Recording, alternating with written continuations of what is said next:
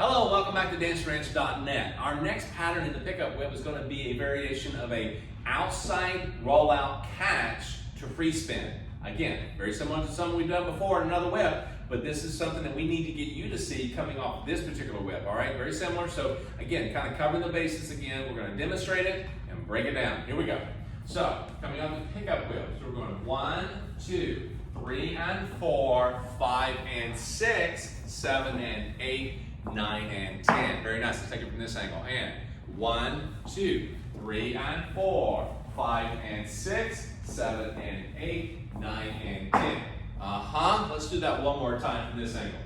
1, 2, 3 and 4, 5 and 6, 7 and 8, 9 and 10. Very cool. Now, the reason I want you to see this, because this could be done in other whip, like the cutoff, but this is something I want you to see. We're using this whip to do this particular step and showing you that whenever you're putting your hands in this specific position, okay guys, I'm gonna give you the cutoff here. 1, 2, 3, and 4. You notice my right hand's at her shoulder, okay? Now, as I do this, I'm sliding down the back of her tricep, and I'm gonna slide underneath to the inside elbow, okay? So as I go into 5, 6, 5 here, okay? As she comes out, okay, it's gonna be 5 and 6. This is where we're changing it, 5 and 6. It's not 5, 6 anymore. It becomes 5 and 6. We turn it into a triple. So from the 3 and 4, it's all triples from here on out, okay? You only get 2 walks at the very beginning. So from here, it's 5 and 6. And notice I will come down and slide and swivel underneath to the inside the elbow. Now, I'm open, she's open. What do we do next?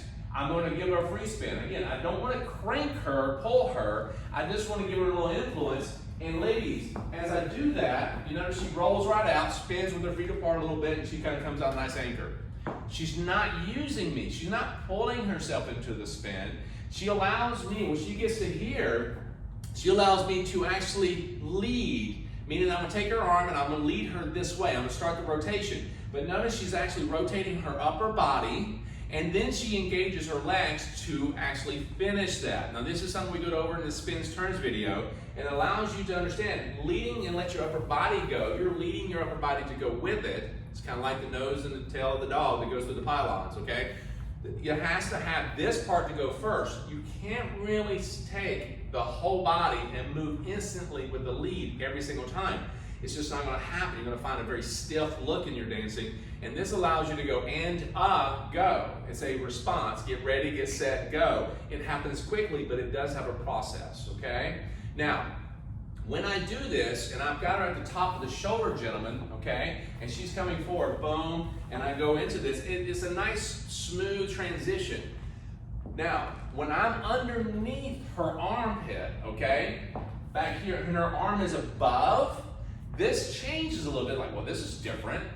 The reason why, you feel like you gotta go on top. Let me demonstrate this, and it doesn't happen all the time. So we go 1, 2, and I'm underneath, and she brings the arm up, and she comes through on count 4, 5. See, I'm gonna roll back over, okay? I'm underneath, so what if I feel? I'm gonna roll back over and catch that arm. Now you may find yourself, since you're here, why not just kind of go underneath and catch, all right? You can do that, you can do that. The only thing I want you to understand is that if her arm is a little closer to her rib cage, it's going to be very hard to get underneath that, okay? It's going to be very hard for you to go right underneath, and you may, clip and touch things that you don't need to, cool? Now, one little, sentence here for the ladies and the wives is not to have your arms too close to your rib cage. Why? Because even if he wants to go on top and grab, and your arm is very close, he's going to be reaching for other things, because he's probably going, I'm not paying attention to you, but I'm going to grab. And that's not good. He's just trying to remember his part. Right, it's so this. For us to protect ourselves, if you will, and it makes it easier to do the movement. Yeah. Just plain and simple. Yeah. We always want to have our arms out. Yes. And they're available because they're part of what he uses to lead. Exactly. And again, remember, we're changing this rhythm in the process of all this. So we're going from 5, 6, 7, and 8. We're going 5 and 6. And the reason why this happens, you're going to see a little bit of rotation. It's going to change the tempo. And ladies, if you're staying aware of your movement and his connection and what you're feeling, you're going to identify this very quickly. Again, like Monica said, it's kind of like a turn signal. You you kind of know what's happening immediately. In the instance and how short the time is from one lead to the other and the movement, you're going to recognize and how it influences the body to actually react to do a triple instead of a walk-walk. Yeah. Because usually walk-walks are slower.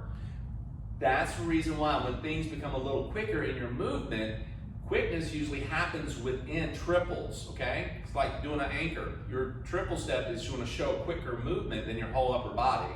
Well, when it involves the whole body, it means a triple, okay? And because we're in a rotation. Right, it's a rotation, which is one of the things you'll do a triple on. So, and I'm going 1, 2, 3, and 4, 5, and 6, 7, and 8, 9, and 10, okay? So a little bit of a 10 count, all right? Just let you know, it's not an 8 count anymore. You graduated. All right, so when you get to this point, you find yourself doing the anchor 9 and 10, you don't have to go 9 and 10 in place. So we discussed before, you can actually travel that a little bit. That means, ladies, when you're here and you're on count 8, you may open up your hips and kind of like, all right, I'm going to move a little bit. Guys, when you see this, because you're paying attention to her so much, okay, you see her doing it like, oh, I'll join her right in. Her hips are open, you're going to move along with it, okay? It's kind of like, hey, I'm moving this way. Just cross your feet and move along. As long as you keep your rhythm, okay, and you're moving and you're coordinating, you're communicating, don't worry about trying to say, I gotta stay in place. Don't do that. And okay? again, you can stay in place. Yes. You most definitely can stay in place. Yep. This is just another option. Right. And again, depending on your space, how much room you have, you may have to keep it tight. Okay. Smaller space, tighter footwork. Okay.